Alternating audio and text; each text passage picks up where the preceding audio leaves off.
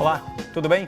O governo federal publicou na última sexta-feira o texto da medida provisória sobre a reforma do ensino médio. A medida terá de ser aprovada em até 120 dias pela Câmara e também pelo Senado. Caso contrário, perderá o efeito. Apesar das negativas do governo, a MP dá margem para algumas interpretações, como a retirada do currículo de matérias como artes, educação física, filosofia e sociologia.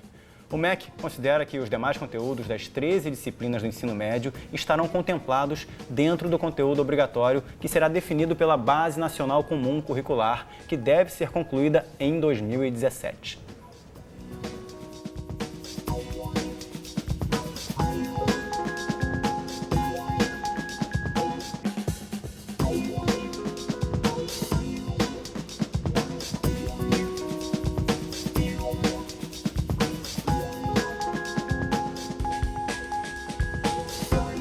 A medida provisória determina que, progressivamente, as escolas aumentem suas cargas horárias até oferecer 7 horas por dia de aula. Às vésperas das eleições municipais, a educação básica, que pela Constituição Federal é responsabilidade dos municípios, também está em discussão. Infelizmente, não são muitos candidatos a prefeito e vereador que priorizam na questão da educação, né? Conosco, aqui no estúdio, nós temos dois convidados que vão tentar debater um pouco mais esse assunto. Eu converso hoje com o Ney Melo, o Ney que é professor do CAP da UERJ, também representante do Conselho de Educadores do Facebook do Canal Futura. Tudo bom, Ney? Tudo bom, obrigado pelo convite. Obrigado pela presença. E também a Carla Monerá, ela que é presidente da Undime, a União Nacional dos Dirigentes Municipais de Educação aqui do Rio de Janeiro. Carla, como vai? Boa tarde. Obrigado pela presença. Prazer estar com vocês, muito bom. Prazer é nosso. Então, para você que está acompanhando o debate de hoje, vamos rodar o primeiro GIF do programa para você entender um pouco melhor do que estamos tratando.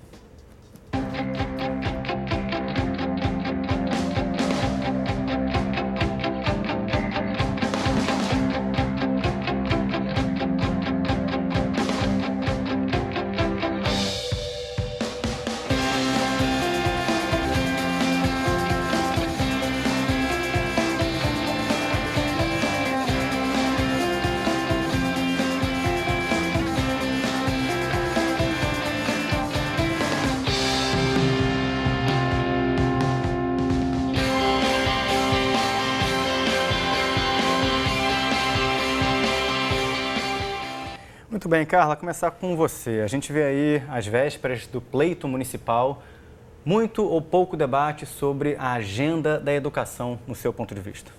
Eu acho que é uma agenda muito difícil para os candidatos, principalmente nesta eleição, quando a gente está com temas tão acalorados, né, no sentido de muita responsabilidade. Eu acho que na medida em que os municípios, esse modelo do Pacto Federativo, em que os municípios têm toda a responsabilidade da educação básica junto com o Estado no que diz respeito ao ensino médio, mas temos a centralidade dos recursos na União. Então, isso traz uma dificuldade muito grande, porque as leis são muito incisivas, né, no que diz respeito a cumprimento de metas, Plano Nacional de Educação, Plano Municipal de Educação, Plano de Carreira, visando valorização de servidores, principalmente magistério. Então, os prefeitos, eu acredito que têm aí, de fato, um desafio imenso de poder ter uma pauta municipal, né? Já que recursos são dependentes daí de União, especificamente, e a base de financiamento está tão corroída, né? O modelo de financiamento tão corroído, né? Então, eu acho que os prefeitos de verdade, os candidatos a prefeitos, talvez não conheçam essa realidade e daí a gente vê propostas num nível um pouco mais superficial, né? E aí, você que agora está como professor do ensino médio, mas até bem pouco tempo era professor do ensino fundamental, o que no seu ponto de vista é importante o eleitor levar em consideração para que ele possa fazer uma boa escolha de uma agenda voltada para a educação municipal, que é a educação básica? Eu acho que a primeira coisa não é só considerar o quanto em dinheiro que o candidato está prometendo colocar na educação, mas entender de onde que esse dinheiro vai partir. A gente vê algumas promessas de alguns candidatos municipais dizendo assim, olha, eu vou colocar, por exemplo, 6 bilhões na educação. Tudo bem, então, mas de onde você vai tirar esse dinheiro? É muito dinheiro? Não, mas esse já é o orçamento anual para a educação. Ok, mas por que você quer 6 bilhões? Porque eu quero construir mais escolas. Ué, mas o orçamento já é 6 bilhões, você quer mais 6 bilhões para construir mais escolas? Entendi, é uma ótima proposta, mas de onde você vai tirar isso? economizando, apertando aqui, apertando ali. Ora, o eleitor ele precisa ter o critério, o bom senso de entender que construir escola não é o suficiente. Não é só a estrutura física, tem toda uma estrutura de profissionais de educação que precisa ser não só valorizada, mas acrescentada. Hoje nós vemos, tanto no estado como nos municípios, um colapso de número de professores. Ainda é insuficiente o número de profissionais, professores, pedagogos, diretores, etc., que estão atuando nas escolas e que podem fazer isso dar certo. Então, não é só olhar para a promessa de número de escolas, mas ver qual é o candidato que atende melhor para suprir toda a estrutura que as escolas precisam para funcionar, inclusive para as escolas conversarem entre si, para estabelecerem parcerias. Muito bem, então eu vou trazer logo para essa nossa conversa mais um convidado, que é o Renan Ferreirinha Carneiro, ele que representa o movimento Mapa Educação e vai conversar com a gente via internet justamente para trazer essa perspectiva do que um candidato promete a respeito da agenda da educação e o que ele vai cumprir, o que está acontecendo. O movimento Mapa Educação tem publicado muito no Facebook nos últimos dias e eu queria trazer logo o Renan para participar dessa conversa. Tudo bem contigo, Renan? Tudo ótimo, Brito. Prazer falar com vocês. O prazer é nosso. Obrigado aí mais uma vez pela participação. Renan, me traz um pouquinho da perspectiva da atuação do movimento Mapa Educação. Primeiro, para quem não conhece tanto o movimento, ter noção exata do que vocês fazem e qual é a preocupação que vocês estão tendo nesse momento de semana que antecede as eleições municipais. Perfeito, maravilha. Então, o movimento Mapa Educação começou exatamente há 1 ano e meio. Na verdade, a gente começou em 2014 através do Manifesto Mapa do Buraco, que veio nesse momento também de eleitoral, durante as eleições presidenciais, onde um grupo de jovens amigos percebeu que o debate sobre a educação estava muito superficial e propostas estavam muito longe daquelas que a gente realmente imaginava que seriam ideais para o Brasil. Então, algo parecido aí com o que a gente tem visto em muitas cidades brasileiras hoje. E a gente decidiu escrever um manifesto que pudesse refletir um pouco do que era educação no Brasil. Esse manifesto foi o Mapa do Buraco, que acabou tendo um sucesso muito bacana na época, e toda uma pressão junto com os políticos e as campanhas presidenciais. Teve um único debate feito por possíveis ministros da educação na época, um desafio de vídeos e por aí vai. Em 2015, a gente institucionaliza o movimento, criando realmente o movimento Mapa Educação, e indo aí de um time de 5 jovens sonhadores, até hoje 140 jovens espalhados em todos os cantos do país. E quando eu digo jovem, é jovem de espírito, com vontade de mudar, de realmente tentar fazer da educação prioridade da agenda nacional. E o nosso principal projeto esse ano é, como você disse, Brito, é o Mapa nas Eleições, que é um projeto que a gente tem perguntado aos principais candidatos de 3 cidades foco, que são São Paulo, Rio de Janeiro e Salvador, quais são suas propostas educacionais em 4 grandes temas. Posso entrar mais nesses temas em detalhe? E eles respondem para a gente tem um vídeo de contextualização, explicando um pouco mais sobre o tema, e depois vai ter uma tréplica do mapa para poder pegar os furos aí que o professor Ney falou tão bem, né? Então, o candidato prometendo que vai fazer aquilo que não é sustentável no longo prazo. Pois é, já eu vou trazer a página do Facebook de vocês para poder contextualizar, independentemente de qualquer candidato, os temas que vocês propuseram para essa discussão. Mas deixa eu voltar aqui com a discussão no estúdio e já eu te chamo novamente. Ney, como é que você viu uma interpretação como essa? Um grupo de jovens fazendo ali uma busca por investigar o que de fato um político fala às vésperas da eleição para essa agenda que acabou se tornando a agenda do brasileiro hoje, independente de todo debate político, econômico, é a agenda da educação. Excelente. Principalmente que pensa o seguinte, o jovem ele vai ser aquele que vai ter, a princípio, o maior poder numérico de voto. Pensa que o jovem vai ser aquele que, considerando uma expectativa de vida alta, vai ser aquele que vai votar mais vezes, vai ser aquele que vai conhecer mais candidatos ao longo da vida. E são as pessoas que vão poder fazer uma curva desde agora, como esse movimento está fazendo, até a terceira idade, quando eles chegarem. Eles vão poder fazer exatamente uma visualização, um mapeamento do que aconteceu na educação brasileira de agora até um futuro bem distante. Isso provavelmente vai servir, espero que sirva, para os próximos políticos, para os próximos líderes da nação que venham daqui a 30, 40, 50 anos e a gente possa estabelecer novos planos para levar melhor a educação, levar da melhor maneira possível. Eu vejo isso como uma estratégia excelente e uma visão fantástica a longo prazo. E é disso que a gente precisa, não de propostas a curto prazo que explodam na gente do nada na internet, mas que sejam propostas a longo prazo para a gente. Carla, a gente falava no início do programa sobre o relacionamento direto da educação básica com o principal indicador hoje do Brasil, que é o IDEB, né, o rendimento nas séries iniciais, o rendimento nas séries finais. Queria a sua reflexão sobre esse novo momento pelo qual passou o Brasil com esse indicador e esse cenário que se avizinha a partir de agora. Sem dúvida nenhuma, as coisas estão muito entrelaçadas, né? Eu acho que na medida em que a gente tem programas que começam a trazer resultados lá no início da educação, né? Então o quinto ano consegue alavancar resultados importantes, a gente percebe o quanto que a presença do professor em sala de aula, com estrutura de escola, com presença de família, né? O quanto isso nós estávamos distanciados e houve uma aproximação muito grande e isso acaba refletindo. Desempenho e fluxo são os dois indicadores que vão fazer com que esse aluno, de fato, possa caminhar, né? E isso significa escola atrativa, atraente, né? Onde matrícula não só seja garantida, mas permaneça e que tenha qualidade. Eu acho que esse é o desafio e o IDEB nos traz esse desafio de fato, fazer com que isso possa crescer em termos de anos de escolaridade, né?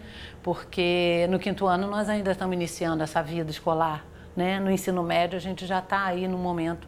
E eu acho que de verdade essa propositura de qualidade no ensino para todos é o desafio da agenda nacional, né?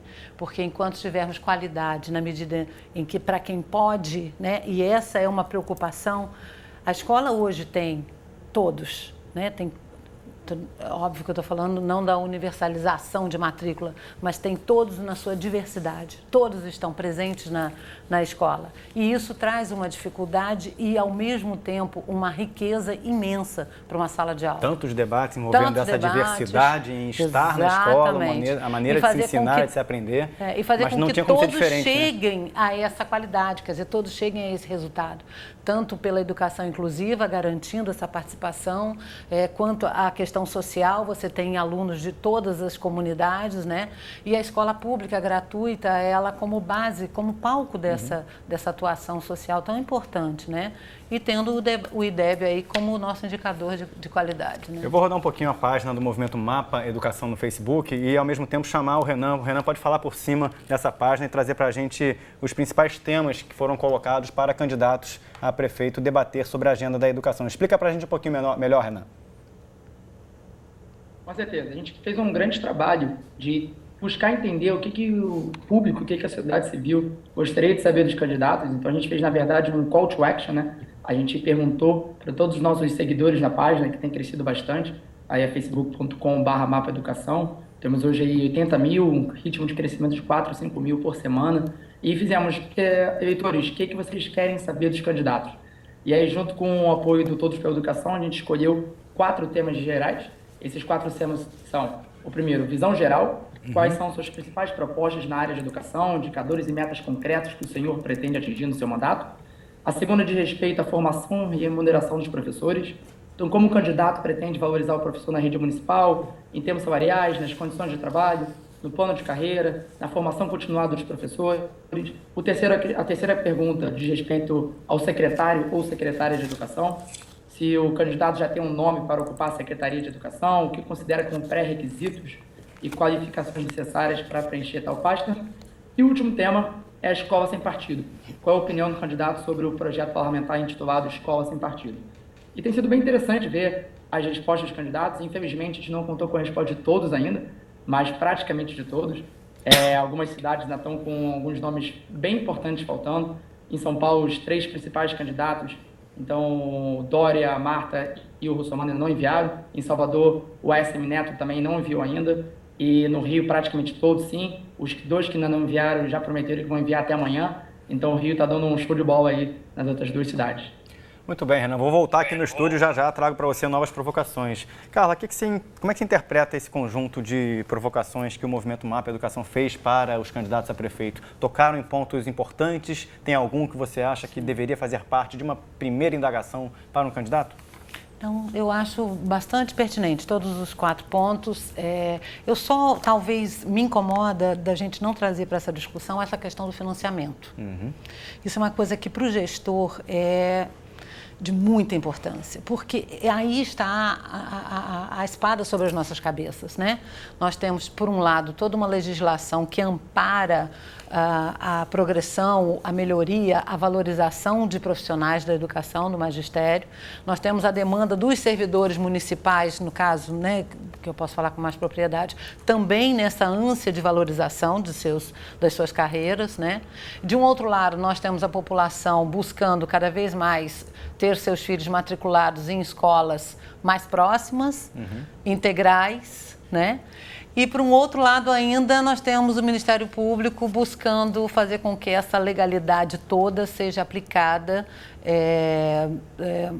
muitas das vezes, antes das metas estabelecidas pelos planos municipais e nacional.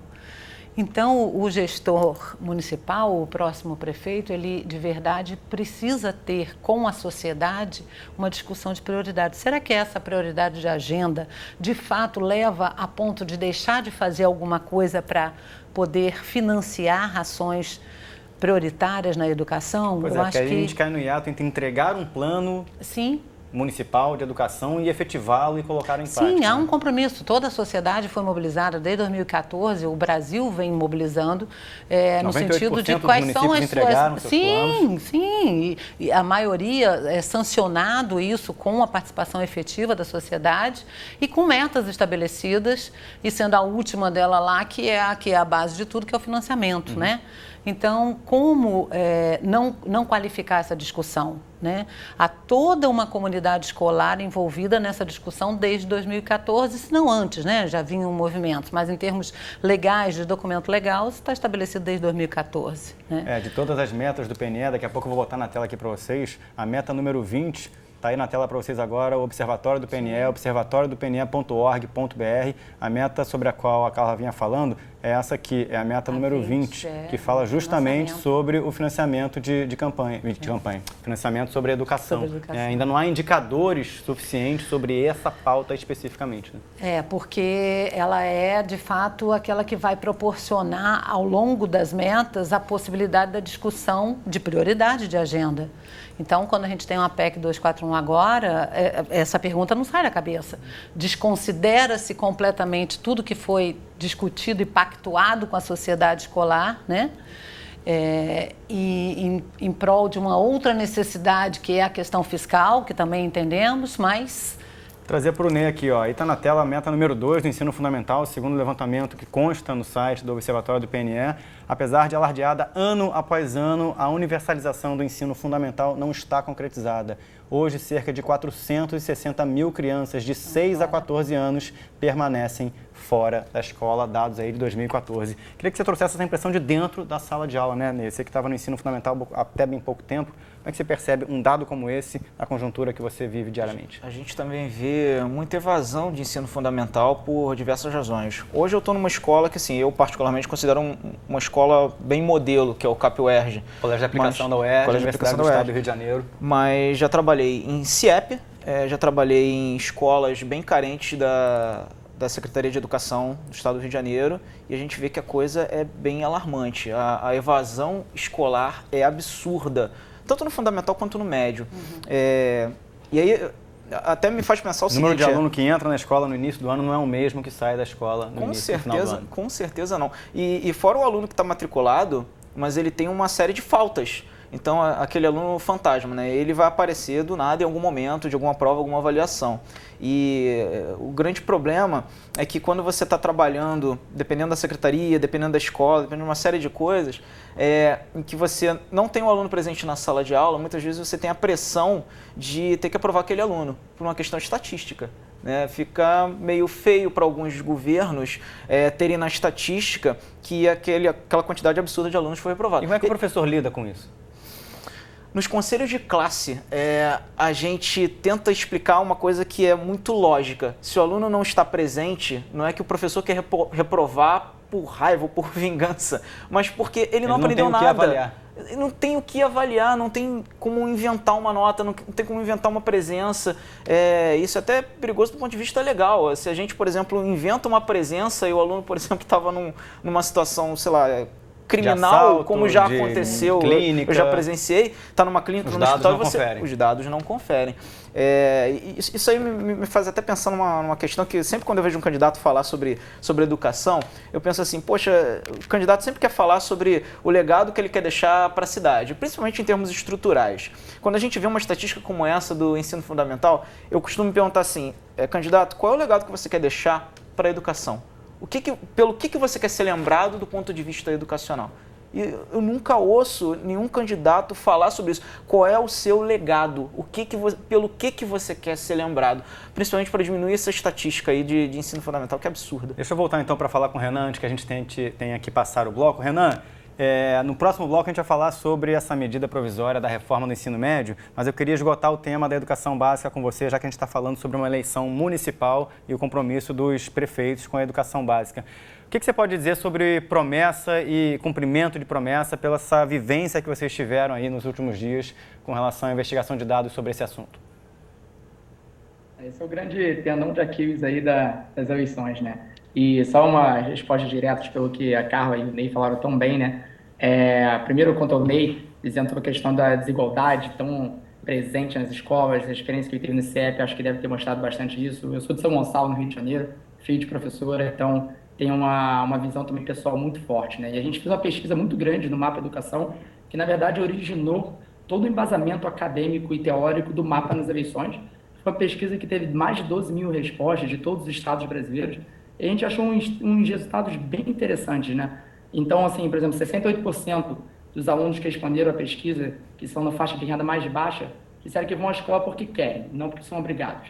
Então, você já começa a ver algumas outras coisas, enquanto esse número é praticamente similar também de alunos de classe de renda mais alta. Então, outras questões também de infraestrutura, que foi muito interessante ver a visão do aluno quanto a isso.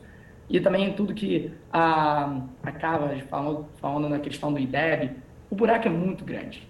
O buraco que o Brasil enfrenta na educação é muito grande. Então, a primeira coisa é ter a conscientização de que a gente tem grandes problemas de educação brasileira. E aí tem duas formas de ver isso. Uma forma é você olhar e falar assim, nossa, né? Que é o buraco que a gente está. E a outra é falar assim, tudo bem, como a gente começa a tapar esse buraco. E aí vem a grande ideia realmente do Mapa nas eleições, propiciar esse debate e qualificar o debate, né? A gente tem tantas coisas superficiais, candidatos não tendo noção do que sabem de educação, candidatos falando, jogando informação, jogando número. A gente tem que qualificar o debate, tem que realmente fazer como a gente tem buscado. Essa questão muito também do financiamento. A PEC 241 está aí, esse fantasma, a gente tem que conversar. A gente acredita que isso também é uma abordagem. A gente está tendo um pouquinho de dificuldade de receber o sinal via internet para a última participação do Renan. Não sei se a nossa conexão vai permitir que ele volte, mas de qualquer maneira eu vou colocar para vocês aí na tela o site do movimento Mapa Educação. Está aí na tela para vocês mais informações sobre essa atuação de jovens que promovem o debate sobre educação pública. mapaeducação.com, está aí o site para vocês. Vocês vão poder ter mais informações sobre o manifesto, o mapa nas eleições e todas as informações associadas. Renan voltou a falar conosco? Acho que não, vai ficar por uma próxima, mas eu já agradeço aqui de antemão a participação da galera da turma do Mapa Educação e o Renan volta para debater com a gente ainda no mês de outubro, em outra oportunidade. Vamos seguir aqui. Ney, o que você tem a dizer sobre esse tipo de conjuntura? O profissional político promete, não cumpre, isso já é uma retórica no nosso país, mas nessa fase final de eleições ali, a respeito do que está sendo vivido em sala de aula. Olha, complicadíssimo. Para começar, eu gostei dessa colocação que ele fez de legitimar a discussão, né, do político que promete e tal. Só tem uma maneira de legitimar uma discussão sobre educação, é botando o professor para discutir. É muito complicado quando a gente vê profissionais que não são da área, como ele falou, jogando números, jogando estatísticas e querendo inferir alguma coisa sobre educação, sem nunca ter pisado numa sala de aula. Isso é muito complicado. E aí planos mirabolantes começam a surgir, planos mágicos, planos que vão resolver os problemas, os buracos, como ele está falando, da educação brasileira. Não vão. Discussão sobre a bala de prata para resolver todos os problemas. Pois é, e não vai tapar com gesso. Aquilo ali vai acabar sendo um problema para o próximo político ou para o próprio cara que vai se reeleger ali adiante. Então, acho assim, antes de prometer qualquer coisa, antes de dizer, olha, eu vou botar tantos bilhões em educação, Primeira coisa, chame uma equipe de professores, né, senhores candidatos, chame uma equipe de pedagogos, chame realmente quem entende da coisa para discutir sobre isso, até para propor para vocês, talvez até vocês consigam propostas melhores até que realmente ajudem a vencer uma eleição. Isso em tese não existe um pouco, Carla? Não deveria existir por trás de uma proposta educacional para uma política pública, um conjunto técnico e de tem tanto educadores? subsídio. O que me incomoda é exatamente essa desconsideração do que já se tem. Então, o que eu quero dizer é o seguinte, bacana aquele candidato que busca, tem um plano municipal sancionado, valendo, vigente. Tem um plano de carreira ou desenhado ou vigente. Vamos buscar isso. O que eu posso, de fato, me comprometer? O que daqui eu vou priorizar nos próximos 4 anos, né? Eu acho que isso é um respeito à classe, é um respeito à comunidade escolar e um respeito à sua própria sustentabilidade enquanto gestor. Porque ele precisa entender... Legitima a proposta, qualifica, sustenta, porque o desafio é no sentido do que você, de fato, vai poder dar de resposta nesse cenário todo que nós estamos vivendo, né? Então, se eu pudesse dar uma dica, eu falaria isso. Dá uma olhada no Plano Municipal de Educação, dá uma olhada no plano de carreira do seu magistério. Agora, tem uma coisa importante, também não adianta o cara que foi eleito fazer uma estatística. Olha, essa escola aqui não foi bem. Puxa vida, então vamos tirar subsídio dessa escola. Que é a famosa política com base no ranking, né? Ao contrário. Deixa eu só fazer um parênteses aqui, porque a gente está chegando ao final do primeiro bloco. Eu estou aqui com Carla Monerá, representando a Undime do Rio de Janeiro, e o Ney Melo, professor do CAP da UERJ. Conversamos há pouco com o Renan Carneiro, do movimento MAPA Educação pela Internet. E no próximo bloco, o Sala Debate discute a medida provisória de reforma no ensino médio. Não saia daí, porque esse também é um tema quente e que tem muito assunto para a gente debater. Até já.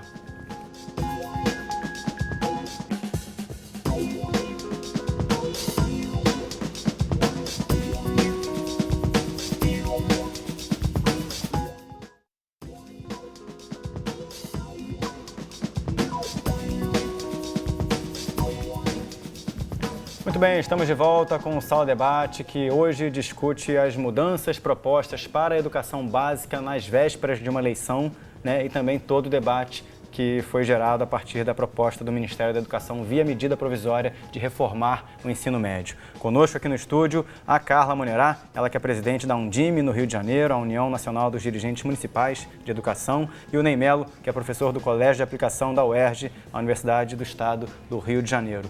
Nesse bloco, nós vamos rodar um trechinho de um depoimento do Antônio Nova. Antônio Nova, ele é doutor em Ciências da Educação e esteve recentemente no Rio de Janeiro durante o encontro Educação 360 e nossa equipe conversou com ele. Entre tantos assuntos, ele falou um pouquinho sobre essa proposta de mudança no ensino médio nesse contexto brasileiro.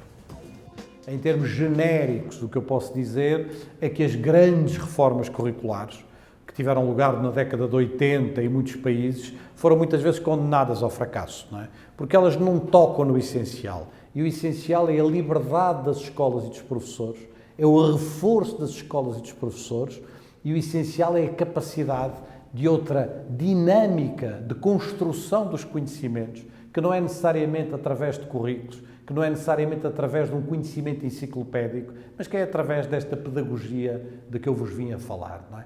Portanto, para mim, o que me interessa é menos as grandes reformas curriculares. Eu, como historiador da educação, se há uma coisa que eu sei, é que as grandes reformas da educação normalmente deram pouco resultado, não é? E o que deu resultado foram as mudanças. Foi o reforço dos professores, o reforço de capacidade das escolas, o reforço do espaço público da educação. Claro que é mais complicado, é mais fácil sentar 10 pessoas numa mesa e inventar uma reforma curricular do que trabalhar todos os dias para este reforço da educação. Mas é isso que se espera. As grandes reformas normalmente servem para justificar políticas, servem para prestar contas aos eleitores de que se fez alguma coisa, mas a sua capacidade de mudar efetivamente as escolas e a pedagogia, regra geral, é bastante limitada. Está aí o comentário de Antônio Nova, doutor em Ciências da Educação, fala registrada durante o encontro Educação 360 que aconteceu no Rio de Janeiro. Carla, pegamos como base esse trechinho da fala do Nova para inspirar o nosso debate nesse segundo bloco. Ele fala muito sobre a importância da liberdade de escolas e professores para a determinação não só de um currículo, quanto de uma pedagogia, mas da maneira de se construir o conhecimento. Como é que você interpreta esse tipo de comentário no contexto atual? Perfeito, eu acho que ele traz uma riqueza a esse debate, né? Que é exatamente essa questão da autonomia. Autonomia do se fazer educação, considerando, ao meu ver, duas necessidades básicas do aluno, que é felicidade. A educação tem que levar a uma condição maior de felicidade.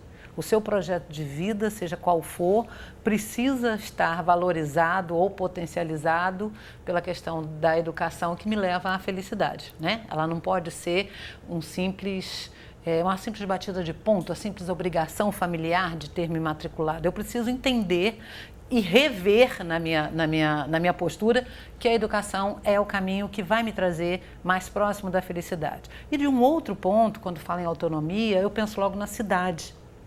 Porque, para mim, educação e desenvolvimento local estão extremamente ligados. Eu educo e eu me educo para uma felicidade na minha cidade, né? No meu local, no meu território, né? E independente das barreiras aí que não existem mais geográficas, mas querendo ou não, é ali onde eu atuo politicamente como cidadão, é ali que eu exerço essa postura, né? Uhum. Então, a escola com autonomia significa poder fazer com que a cidade feliz para este aluno seja uma opção de vida, de verdade.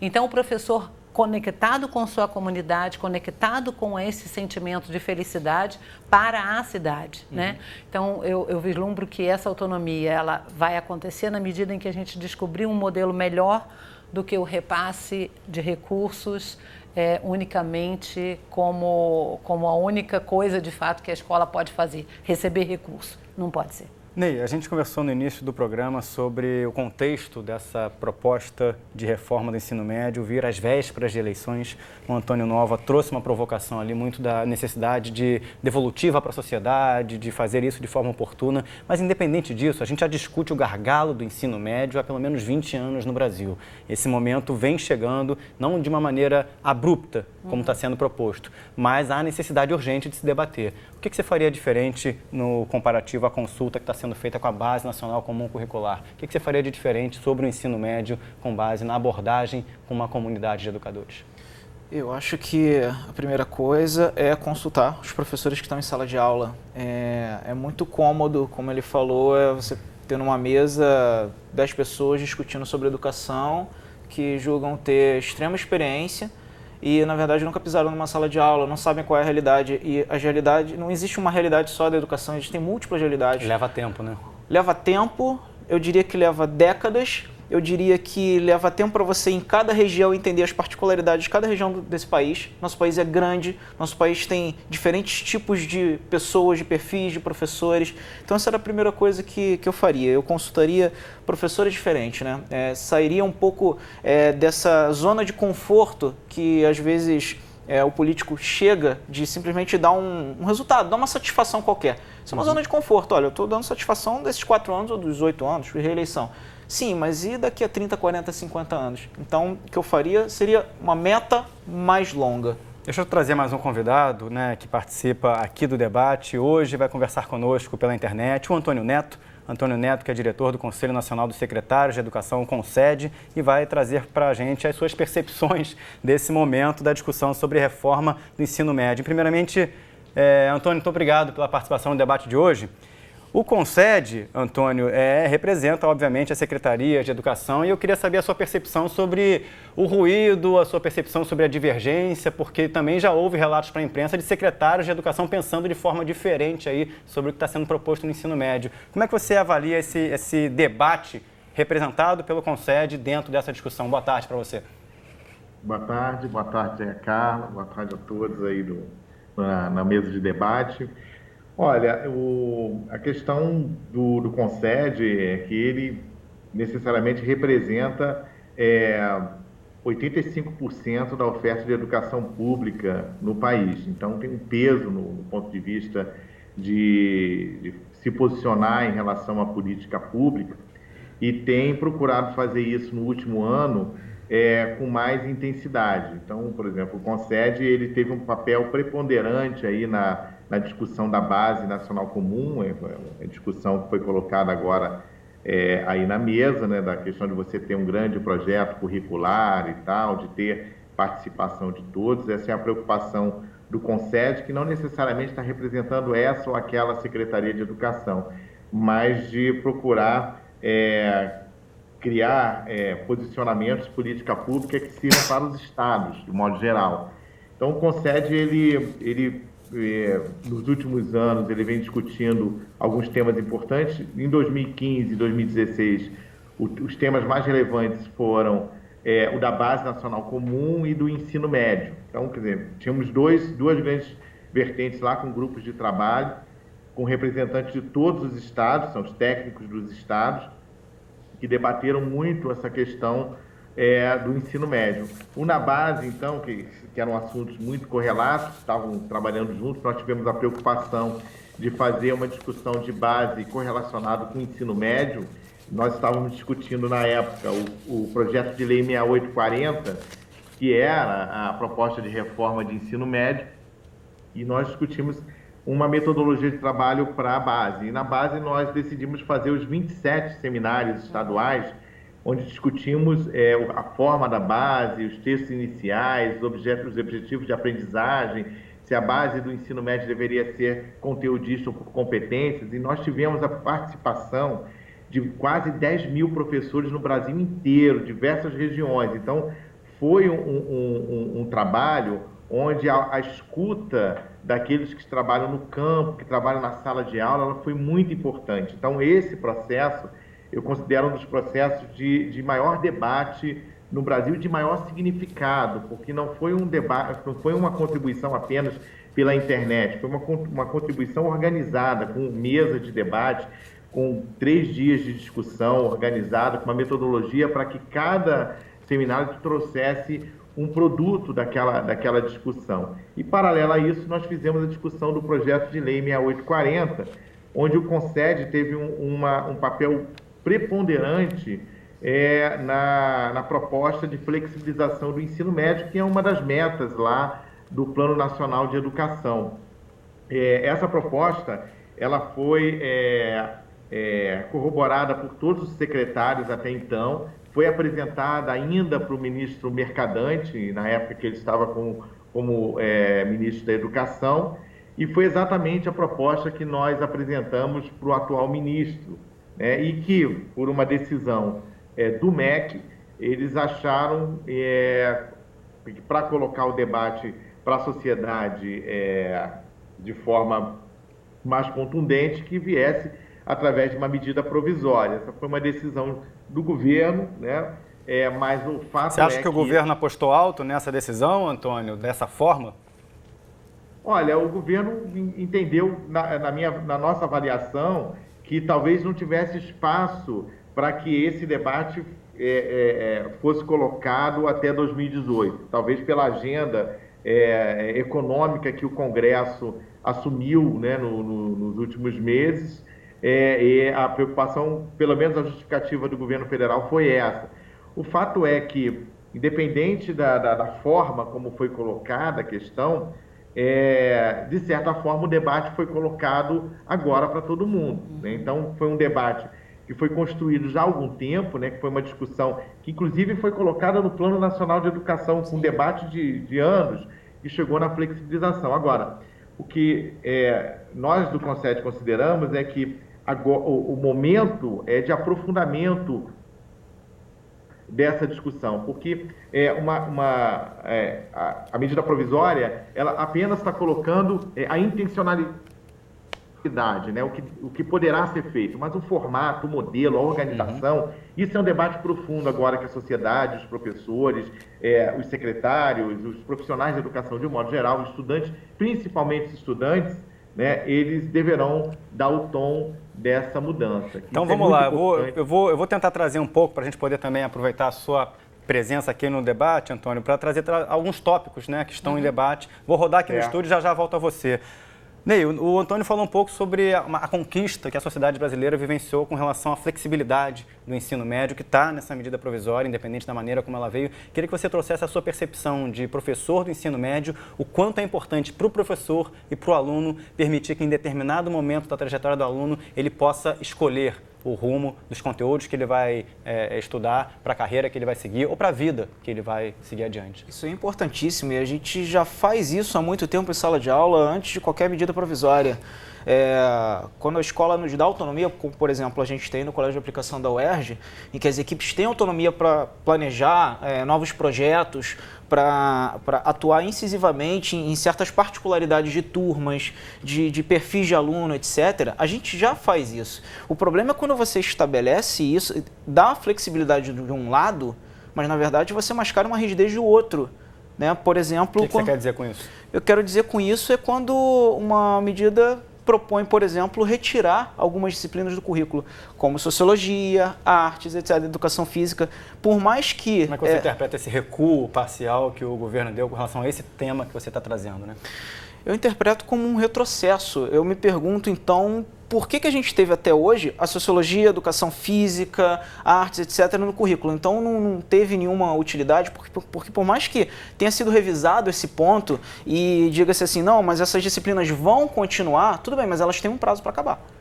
2 anos após a instauração da Vamos rodar um pouquinho, Carla, esses dois tópicos, né? A flexibilização do ensino e as idas e vindas da educação física, sociologia, filosofia e das artes. Vou começar pelas idas e vindas, né? Eu acho que esse é o incômodo. Por isso, idas e vindas. Como abrir mão dessa riqueza na formação humana de um aluno? Impossível. No mundo de hoje, cada vez mais, menos conteúdo, mais gente, mais humanidade, né? Mais relação. Então, impossível uma escola pensar em formar, educar um aluno, se abrir mão daquilo que vai enriquecer esse cidadão. Por que é tão óbvio dentro de uma MP, por exemplo? Porque parece que é óbvio conter, mas na MP eu acho não era que tão aí, óbvio assim. De alguma maneira, há talvez uma cegueira no sentido de uma pressão muito grande de um resultado imediato, e o mais fácil talvez então é retirar aquilo que é supérfluo e incluir, intensificar um pouco mais aquilo que vai dar resultado a melhoria de prova, indicadores. Mas vamos lembrar que essa é a opção que a sociedade fez, né? Não vamos culpar só o governo, eu acho que a sociedade caminhou para isso. Nós escolhemos ter exatamente esse tipo de avaliação para ir para a faculdade. Então, isso não nasceu de ontem, né? Então, há uma trajetória que a gente precisa agora, com honestidade, também rever dentro de cada um, né? E a flexibilização do ensino? E a flexibilização do ensino eu acho necessária, inclusive no sentido de agregar novos valores, né? Se a gente pensar a capacidade empreendedora do brasileiro, né, a escola ainda forma para ser empregado de carteira assinada, né?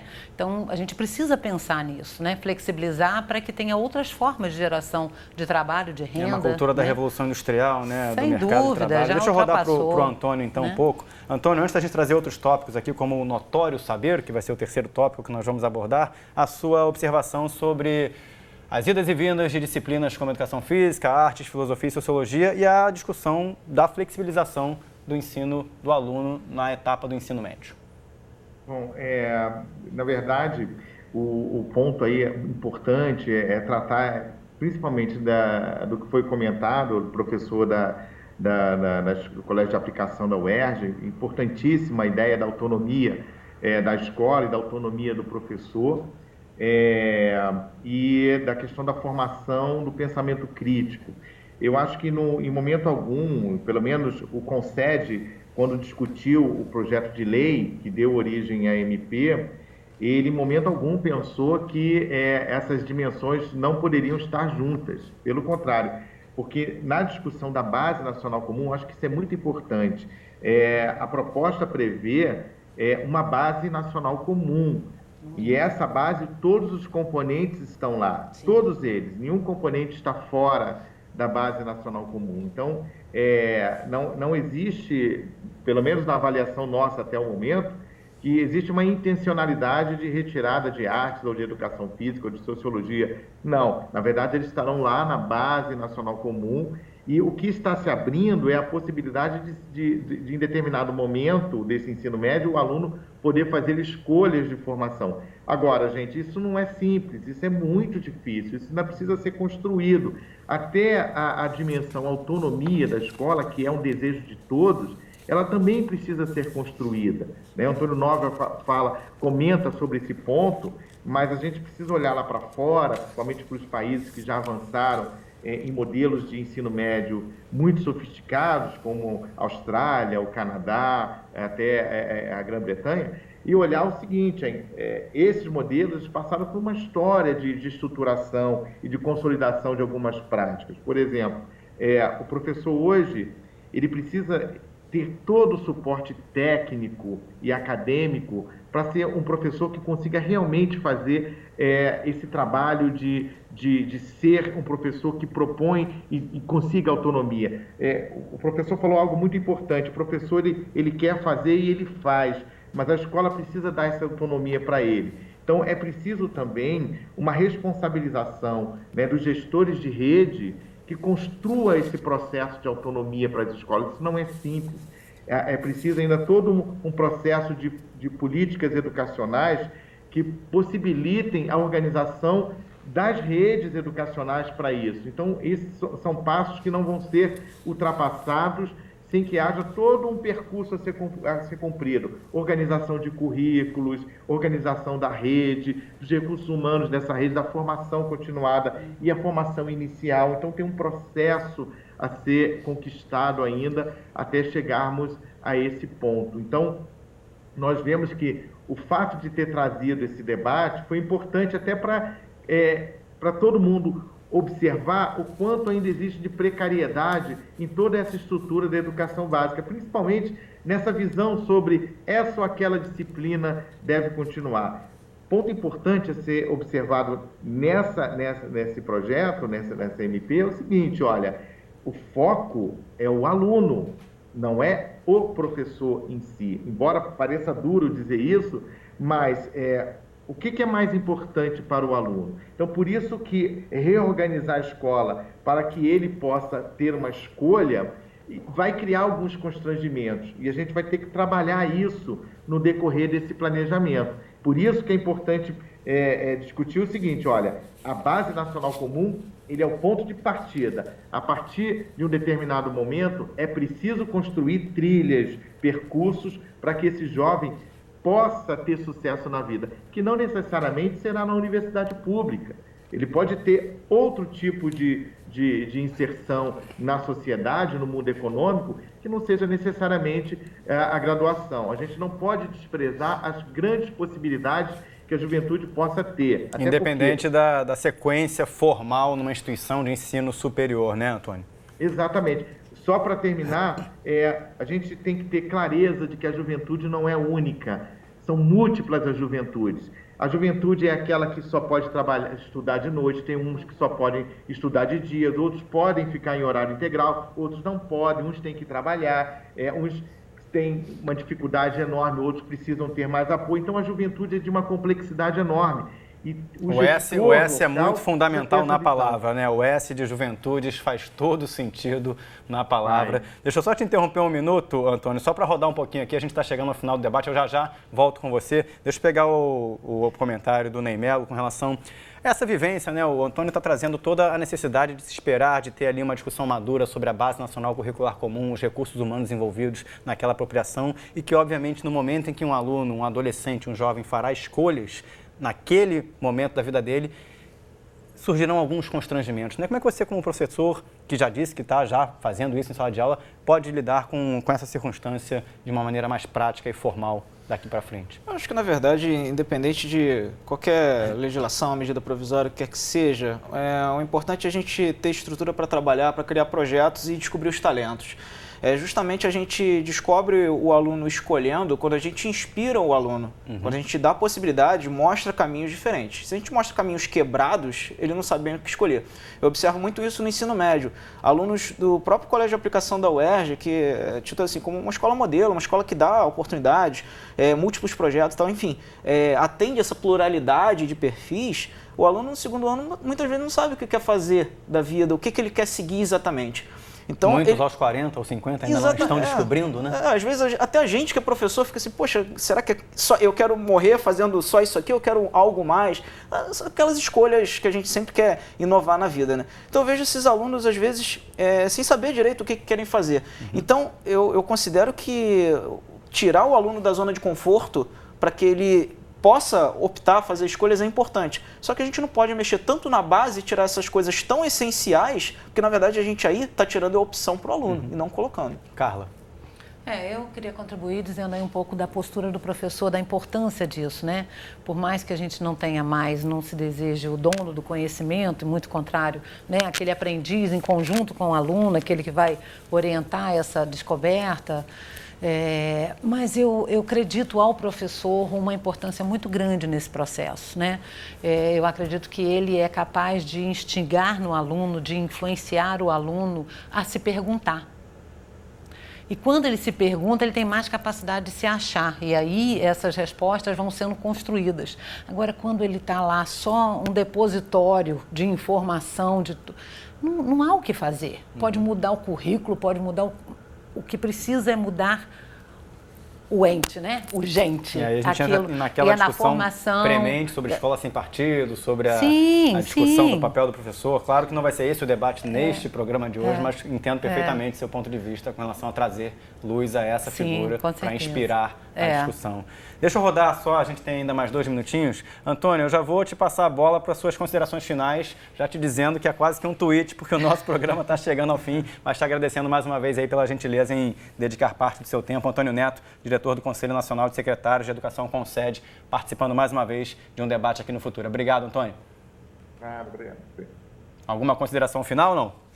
Bom, eu só vou colocar rapidamente para vocês o seguinte, há uma angústia muito do professor sobre o aluno, será que ele vai conseguir escolher, será que ele vai ter maturidade? Vou dizer uma coisa muito importante, essa questão é puramente metodológica, de reorganização da escola. Existem 2 modelos hoje no Brasil que já começam a trabalhar aquilo que é fundamental para o aluno, que é a sua autogestão e seu projeto de vida. Um é no Rio de Janeiro e o outro é em Pernambuco. Então, esses 2 estados conseguiram organizar modelos para que o aluno ele consiga desenvolver determinadas competências que são fundamentais para ele ter autonomia, né? Responsabilidade, autogestão, pensamento crítico e tal. Então, quando chega no final, ele já começa a ter a capacidade de decidir o seu futuro. Então, a decisão, a maturidade do aluno, ela vai vir também com um currículo e com um projeto organizado para isso. Não é a escola que nós temos hoje,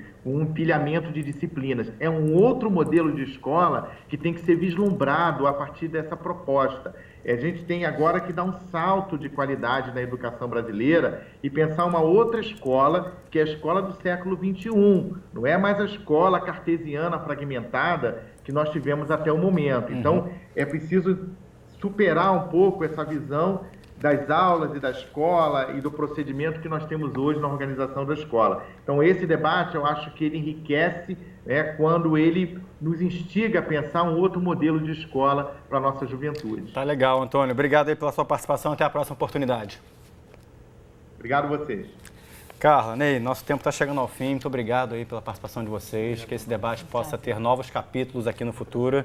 E antes de encerrar, já agradecendo a participação de vocês, deixar uma dica de consulta para o telespectador, o usuário de internet. Quem quiser assistir uma série chamada Destino Educação, Escolas Inovadoras, acesse aí o site do Futura para vocês poderem conferir uma série que tentou buscar aí novas oportunidades de ensino, novas oportunidades de projetos, para que a gente possa mostrar como a escola pode se inspirar em outras experiências. Tá aí, futura.org.br, Destino Educação, Escolas Inovadoras e Era Uma Vez Outra Escola, outra série que a gente está lançando sobre gestão escolar. O Sala Debate de hoje fica por aqui. Até uma próxima oportunidade e a gente se vê. Tchau, tchau.